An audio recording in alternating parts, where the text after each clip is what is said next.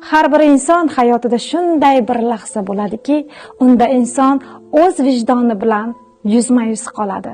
Tolstoyning Tirilish romanida bunday lahzada taqdirlar tiriladi. Salom kitobxon, Uchquduqdan gapiramiz. Men Laylo Pardayeva, bugun siz bilan Tolstoyning 10 yillik mehnati singan so'nggi Tirilish romani haqida fikrlashamiz. Воскресенье, ya'ni Tirilish romanida voqealar 19-asrda Rossiyada bo'lib o'tadi. Rus jamiyatining salbiy jihatlarini tasvirlagan bo'lsa-da, insoniyatning barcha zamonlariga xos muammolarni ko'tarib chiqa olgan. Asar markazida ikki qahramon turadi. Biri oddiy, samimiy, yetim xizmatkor qiz Katyusha Maslova va boy, qudratli, hurmatli knyaz kelishgan Dmitriy Ivanovich Nexlyudov. Maslova 16 yoshida bekasining jiyani bo'lmish Nexlyudovga ko'ngil qo'yadi. Ammo oradan 2 yil o'tib, kiborlar jamiyatidagi illatlar Nexlyudov axloqida o'zgarish yasaydi va qizga nisbatan shahvat ko'zlari bilan qaray boshlaydi. Harbiyga ketayotib, qizni aldaydi va nomusiga tegadi. Qo'liga 100 so'm berib, go'yoki aybini o'zidan soqit etadi. 5 oy o'tib Maslova homiladorligini bilib qoladi. Jahl ustida xizmat qilayotgan uyini ham tashlab ketadi. Boshqa turli xonadonlarda xizmat qilganida taqirlanadi, tuhmatga duchor bo'ladi va hatto tajovuzlarga uchraydi. Hayot zarbalariga dosh berolmay, jamiyatda o'z o'rnini topolmay, yomon yo'lga kirib ketadi va 7 yil islohotxonada turli yoshdagi, turli kasbdagi erkaklar bilan umrini o'tkazadi. Kunlardan bir kun Maslova boy mijozini o'ldirishda, o'g'irlikda ayblanib sudlanadi.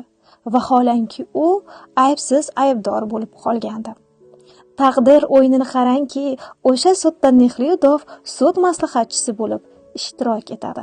Maslovani ko'rib, sudda qotib qoladi.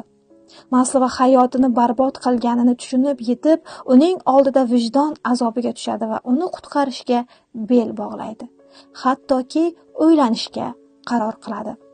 Qiz yigit taklifini rad etadi va bu orada Maslova uzoq yil surgunga hukm etiladi. Nexlyudov esa qiz bilan birga surgunga ketadi. Nexlyudov Maslova ishini qayta ko'rib chiqadi. Prokurorlarga uchrashadi. Qamoqxona boshlig'i tergovchilarning befarqligidan dahshatga tushadi. Ichingizda qaysi biringiz gunohsiz bo'lsangiz, o'sha ayolga tosh otsin. Suddagi bu o'tkir nutqdan natija chiqmaydi. Ammo Nexlyudov taslim ham bo'lmaydi. Eng zo'r advokatlarni yo'llaydi. Dalillar qidiradi. Qamoqxona boshliqlari bilan muzokaralar olib boradi. Har bir qalb kechikkan bo'lsa ham uyg'onishi mumkin. Nexlyudov shunchaki yashashni emas, poklanishni tanladi. Uyg'onmaganlarni uyg'otish uyg'onganlarning vazifasi. Siyosiy mahbuslarga turmada sharoit yaxshiroq bo'lgani uchun Nexlyudov Maslovani jinoiy mahbuslar bo'limidan siyosiy mahbuslar bo'limiga olib o'tadi. Mazkur bo'limda esa erkin fikrlovchi, jamiyat islohoti talabi bilan chiqqan uyg'oq fikrli shaxslar ko'p edi. Ular orasida Maslova dunyoqarashida evrilish boshlanib, sodda qiz ham ma'naviy tirilib boradi. Surgunda Semason ismli yigit bilan tanishadi va uning nikoh taklifini qabul qiladi. Tabiiyki Nexlyudov xafa bo'ldi.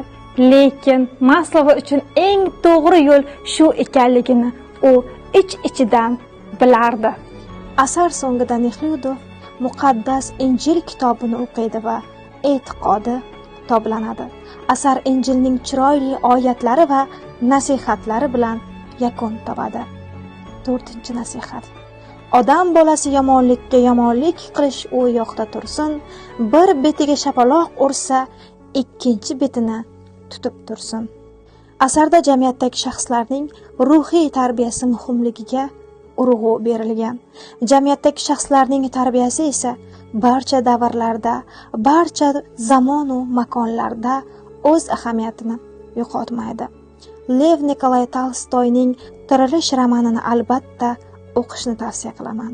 U insonni vijdon, adolat va ruhiy uyg'onish haqida chuqur o'ylashga chorlaydi.